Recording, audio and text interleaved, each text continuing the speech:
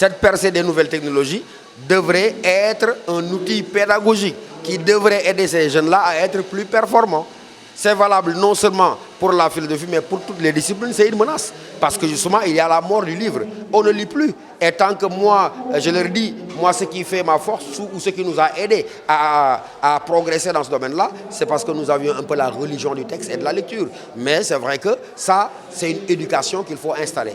Parce qu'il faut préparer ces élèves-là à cet environnement. Si vous les préparez à ça, ils ne prennent que l'aspect nocif et pervers de cet outil technique. Rappelle-toi Jean-Jacques Rousseau, c'est lui qui disait « La technique est un instrument que l'homme serait malheureux de perdre sans être heureux de le posséder. » Et lorsqu'il disait « La technique est un instrument que l'homme serait malheureux de perdre sans être heureux mais de le posséder. » Pourquoi il n'est pas heureux de le posséder? Parce que l'usage qu'il en fait ne va pas dans le sens véritablement de son développement, mais l'usage qu'il en fait est souvent en déphasage avec les valeurs morales qui fondent l'humain. Donc c'est une éducation à l'usage, mais de ces outils-là qu'il faut développer dans toute nos sphères scolaires. Ça veut dire de la maternelle à l'université. Il faut qu'on leur apprenne quel est l'usage que vous devez faire. Mais ils sont venus spontanément, pleine éruption, ils n'ont pas été préparés, ils ne prennent qu'en rapport avec leur âge, l'aspect le plus pervers, le plus ludique, en tout cas pas le plus sérieux.